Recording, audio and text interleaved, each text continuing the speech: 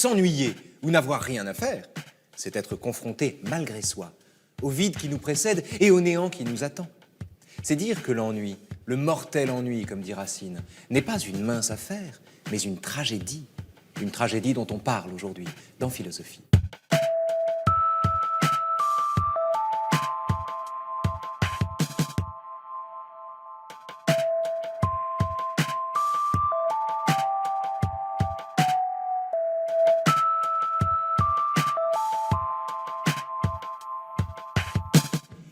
La vie, écrit Schopenhauer, oscille comme un pendule de droite à gauche, de la souffrance, Schmerz, à l'ennui, Langeweile.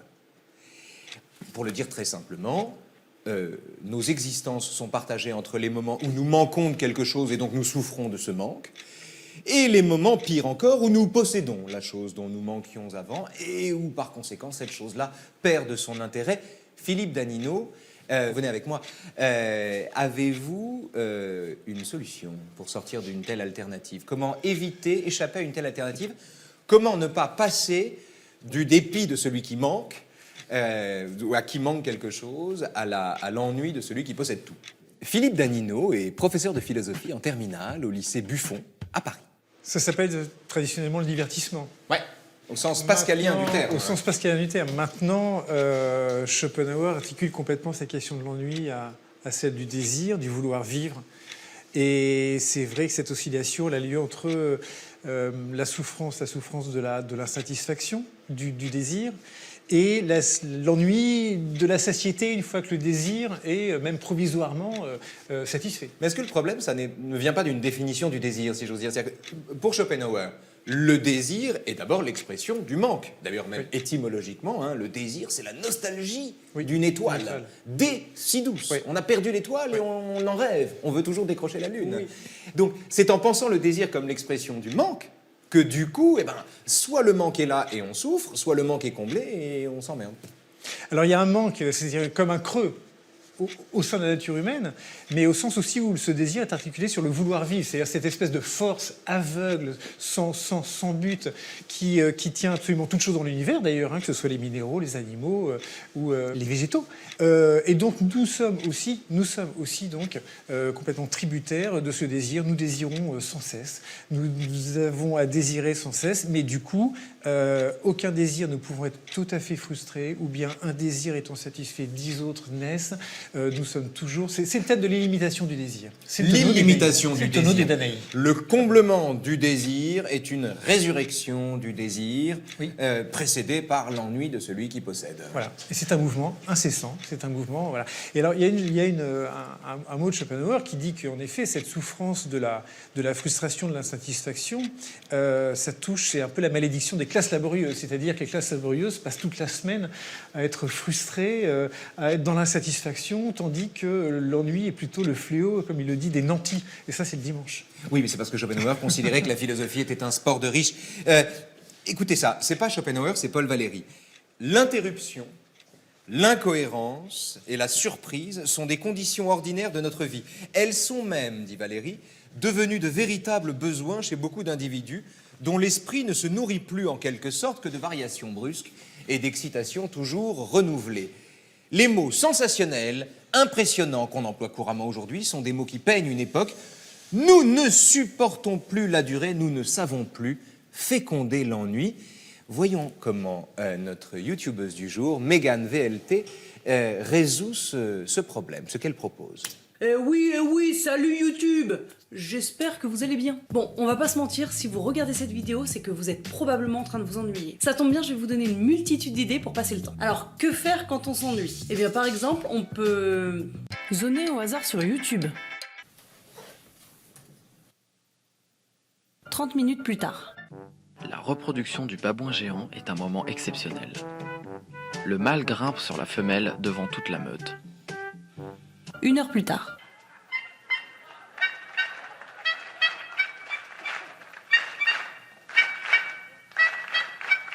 Faire un tour sur son vieux Skyblog. Oh mon Dieu. Oh mon Dieu. Regarder un film.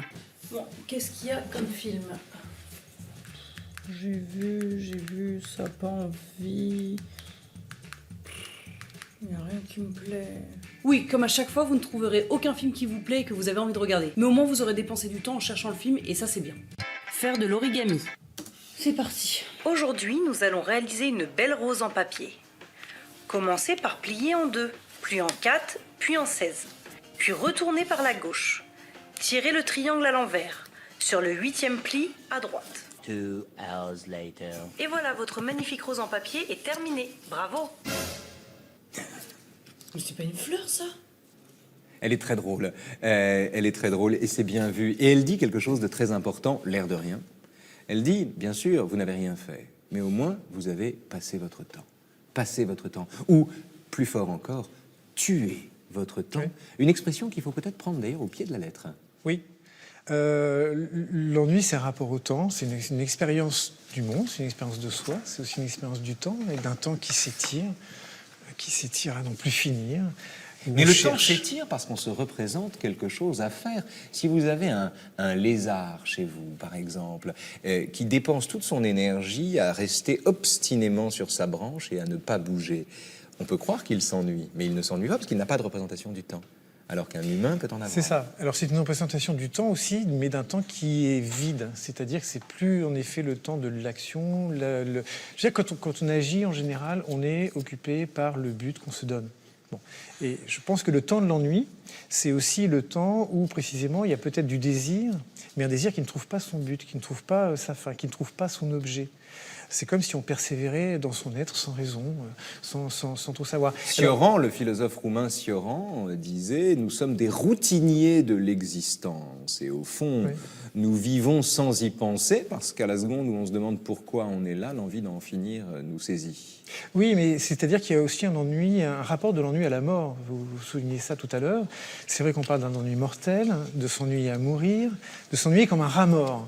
Alors, un rat mort, ça ne fait pas grand-chose, si vous voulez. Non, ça ne fait pas grand-chose. Un rat mort. Et il y a donc cette espèce d'état végétatif, quasi végétatif, ou presque quasi cadavérique, qui implique aussi un rapport au corps. Qui fait que cette expérience de l'ennui a quelque chose, en effet, de mortel, un rapport à la mort et donc aussi au temps. Que faites-vous, madame? C'est Eunon qui parle à Phèdre. Que faites-vous, madame? Et quel mortel ennui contre tout votre sang vous anime aujourd'hui? Quand on est en première ou en seconde et qu'on lit Phèdre, parce que le professeur nous impose de le faire, on lit mortel ennui. On trouve ça bizarre, on trouve ça presque un oxymore. Mortel ennui, bon, on n'a jamais vu que ne rien faire pouvait tuer. Et dans le même temps, quand on examine le sens du mot ennui, et le sens qu'il avait au XVIIe siècle, c'est plus un oxymore, c'est un pléonasme. Oui. Oui, c'est-à-dire que l'ennui, le mot même du point de vue de son étymologie, il a affaire à la haine, il a affaire au tourment. C'est être un objet de haine, inodiare au départ. Et ce qui... Odiare, odi, c'est haïr, enfin je hais, voilà, c'est ça. C'est la haine. Et reste, si vous voulez, surtout cette idée de l'ennui, une idée essentielle à l'ennui, à l'expérience de l'ennui, qui est celle de tourment. C'est ce qui nous tourmente. Nous sommes tourmentés, nous y sommes tourmentés. Et c'est aussi peut-être ce qui fait d'ailleurs l'articulation entre cette expérience de l'ennui, cet affect de l'ennui, et les ennuis, avoir des ennuis.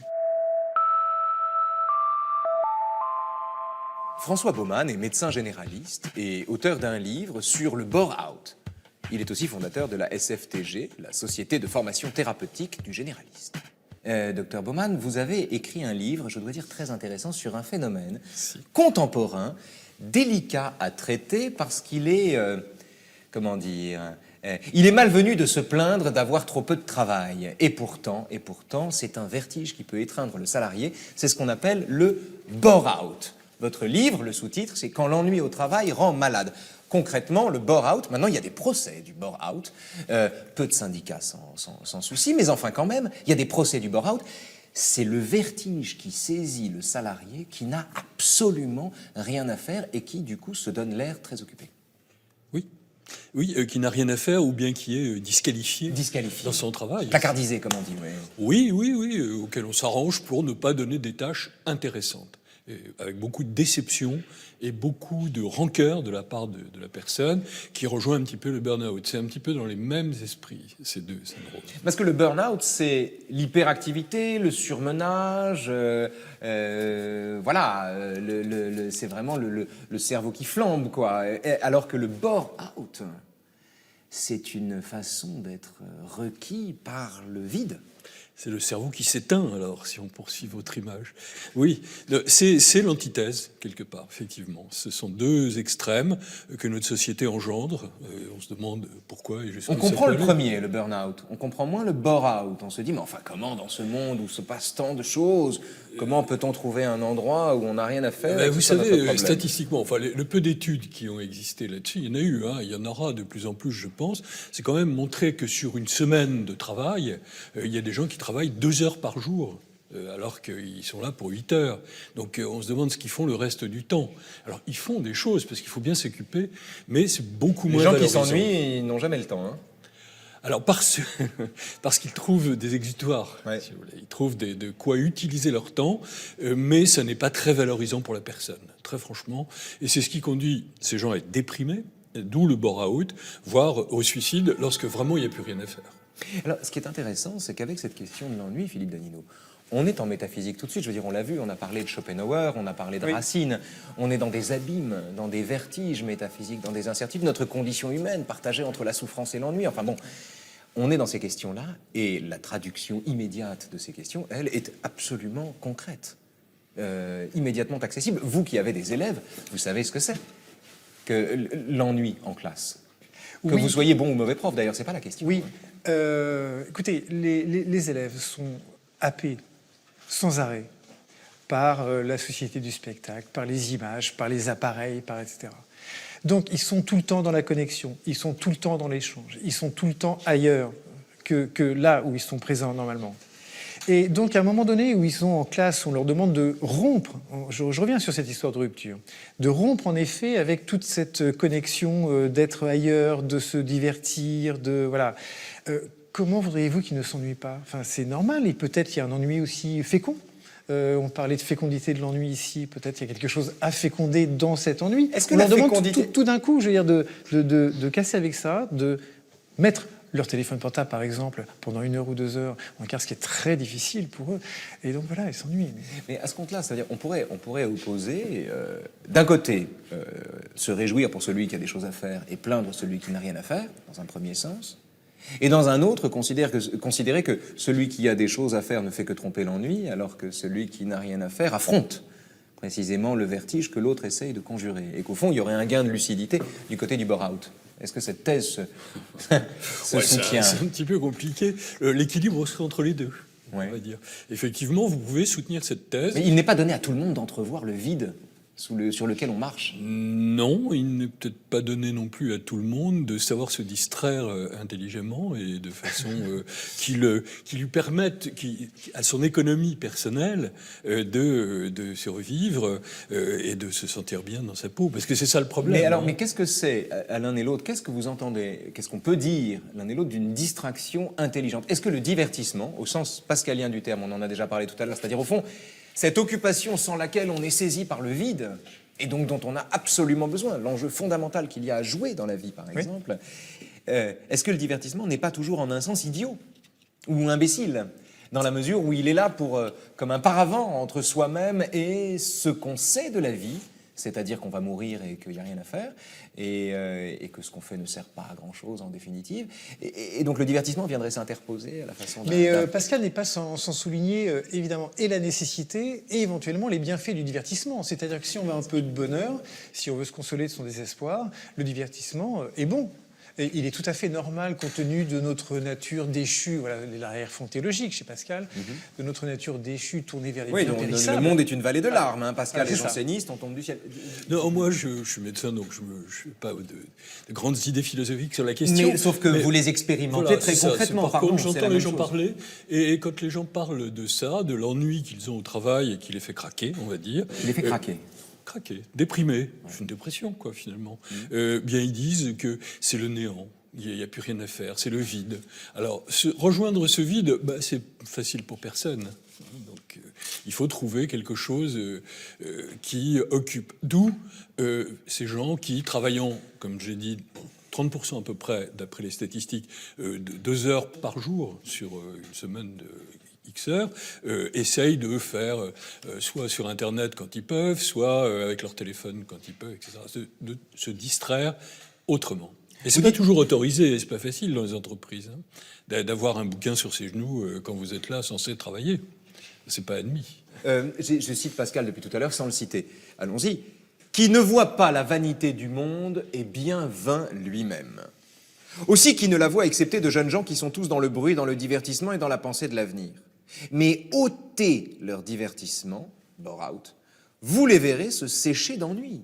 Ils sentent alors leur néant, c'est vous qui l'avez dit, sans le connaître. Car c'est bien être malheureux que d'être dans une tristesse insupportable, aussitôt qu'on est réduit à se considérer et à n'en être point diverti. Qu'en dites-vous? Alors j'en dis qu'il vaut mieux être en bore-out qu'en burn-out, entre les deux. Parce que dans un cas, on a quand même de quoi vivre, même si on s'embête énormément, et dans l'autre, on est complètement rétamé, on ne peut plus travailler, quoi. Bon, voilà. Donc j'en dis, sur le plan médical, santé, on va dire plus simplement, que c'est très délabrant de ne plus avoir les limites que fixe le travail. Le travail est quand même au centre de la vie. On passe le temps, mes patients, je voudrais qu'ils me racontaient ça à midi, ils me disent, c'est fou, j'ai compté le nombre d'heures que je passe à travailler par rapport à ma vie privée, à mes divertissements. Mais c'est énorme. Donc il faut bien, il faut que ce travail ait une rentabilité intellectuelle au minimum, en plus d'une rentabilité financière. Le bore-out, le sous-titre, quand l'ennui au travail rend malade, on a bien compris que le burn-out vous semblait une pire chose encore que le bore-out. Merci de votre témoignage, Dr Baumann. Je voudrais qu'on aille du côté justement de 2 petits êtres charmants qui redoutent terriblement de s'ennuyer et qui, de ce point de vue d'ailleurs, ressemblent à beaucoup d'entre nous, aux enfants que nous n'avons jamais cessé d'être. Les voici, écoutez-les. Bon, racontez-moi un peu. Qu'est-ce que c'est s'ennuyer, selon vous? C'est... je sais pas quoi faire, par exemple. On cherche une idée, mais on la trouve pas, et puis on cherche, et puis on la trouve pas. Et t'aimes bien quand tu t'ennuies ou pas? Non, parce que justement, on sait pas quoi faire. C'est une chose désagréable. Tu te sens comment? T'as la tête vide? Tu essaies de t'occuper? J'essaie de m'occuper, mais justement, je trouve pas. Je trouve pas d'idée pour m'occuper. C'est quand, par exemple? C'est le dimanche après-midi, comme ça? C'est que pareil, quand j'ai pas d'activité, quand j'ai pas de devoirs, quand j'ai pas, quand j'ai pas de nouveaux livres, quand j'ai pas de nouveaux jeux. Quand j'ai pas d'amis aussi, qui sont à la maison. Et tu penses, parce que tu te sens aussi toute seule dans ce moment-là? Non, pas vraiment, mais... Par exemple, quand tu fais quelque chose que tu n'aimes pas faire, tes devoirs par exemple, tu es fatigué, j'en ai marre de travailler. T'as pas envie de t'ennuyer à ce moment-là, pour être tranquille? Moi, je préfère me distraire. Je préfère faire mes devoirs que m'ennuyer. Juliette préfère faire ses devoirs plutôt que s'ennuyer, c'est dire si elle n'aime pas s'ennuyer. Et Arthur dit « je préfère me distraire ». Et finalement, dans le déroulé de la conversation, c'est au même moment qu'apparaissent ces 2 expressions. Faire mes devoirs et me distraire. Oui. C'est quand même intéressant. Ça renvoie d'ailleurs à l'étymologie d'école qui, au départ, la scolée, c'est le loisir. Voilà. Ce qui est intéressant ici, c'est elle en parle, comme beaucoup, de façon très négative de l'ennui. Mais je veux dire, dans son langage même, c'est-à-dire je ne trouve pas, je n'ai pas d'amis, je ne sais pas quoi faire, pas de devoirs, pas d'idées, pas d'occupation, pas d'activité, pas de devoirs, pas d'amis. C'est bien l'expérience du vide, mais ça interroge sur une autre espèce de problème par rapport à Pascal tout à l'heure, sur vous évoquiez le vide ou la vanité, etc. Est-ce que l'ennui révèle une faiblesse fondamentale, une vanité fondamentale de notre être, alors au regard d'une certaine nature chez Pascal, ou bien... Parce que c'est ça le propos de Pascal. Oui, bien sûr. L'ennui est le révélateur de notre vraie nature et de notre condition, qui est d'être né par hasard dans un monde qui s'en fout. Oui. Voilà. Oui. Et d'être aussi abandonné. Il y a la question du péché derrière. D'être abandonné de Dieu. Voilà. C'est la misère de l'homme sans Dieu. Bien. L'homme déchu. Ou bien, est-ce que ça peut simplement vouloir dire que nous sommes faits pour agir, nous sommes faits pour nous donner des buts? Et là, je pense à quelqu'un comme Kant qui dit, par exemple, mais heureusement que Adam et Ève ont été chassés du paradis. Je veux dire, ils se seraient ennuyés à mourir s'ils s'étaient contentés de chanter des chants pastoraux. Et c'est très très bien qu'ils aient à travailler parce qu'ils ont un but pour s'occuper, ils ont ont un but, à avoir devant les yeux quelque chose à accomplir, et ils peuvent enfin travailler à leur culture et leur liberté. Mais je vous ai parlé tout à l'heure du lézard qui s'ennuie, ou plus exactement qui ne s'ennuie pas mais qui bouge pas, Oui. et dont on a du mal à se dire qu'il ne s'ennuie pas quand on le voit dans son terrarium immobile fixé sur sa branche.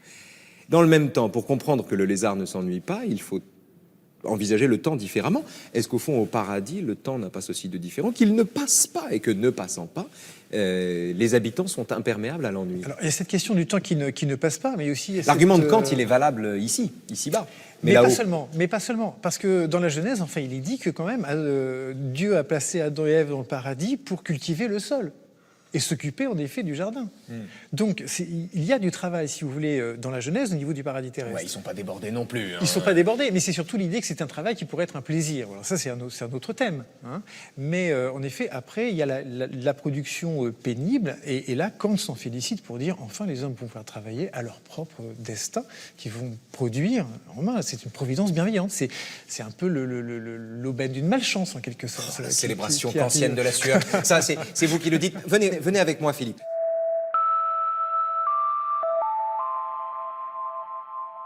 Jean-Jacques Valentin est psychanalyste. De l'ennui, on ne sait pas, au fond, ce qui peut sortir. Et donc, la société s'acharne, si je puis dire, à combler cet ennui de l'adolescence, c'est-à-dire à lui proposer des objets de jouissance, de distraction. Et l'ennui de l'adolescent, c'est au fond... il a une valeur symptomatique, c'est-à-dire que ce que dit l'adolescent par son ennui, très souvent, c'est ces objets de jouissance ne me suffisent pas.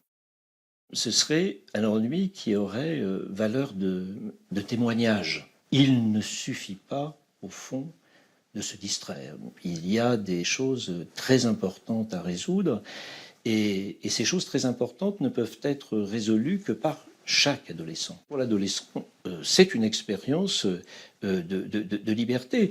L'ennui pour l'adolescent, c'est une sorte de désir sans objet. C'est-à-dire, il y a un désir indéterminé qui n'a pas d'objet.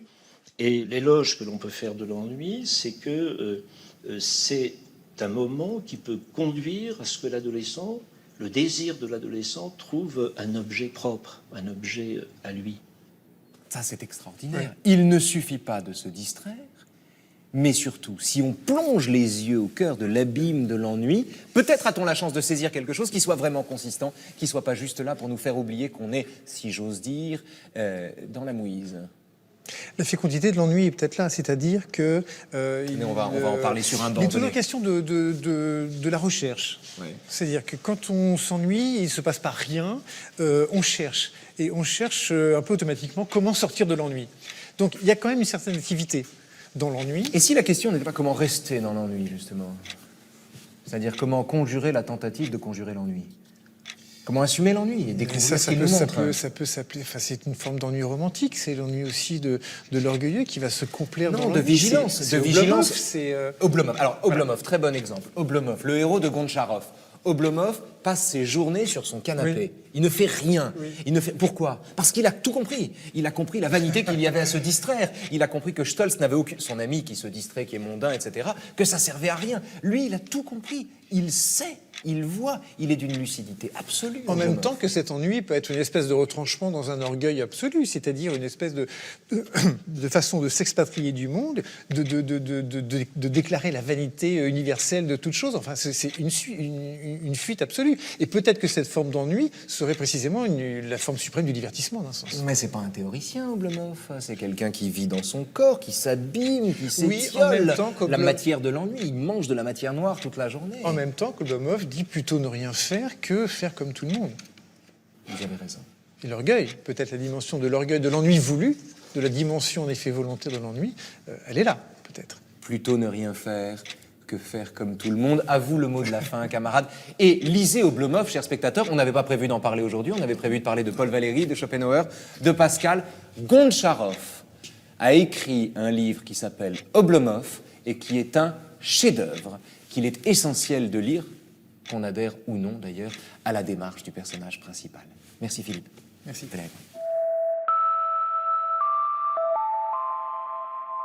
Suffit-il de s'ennuyer pour apercevoir ce que les gens affairés ont tendance à se dissimuler? Faut-il descendre du train pour se souvenir de la catastrophe qui nous attend?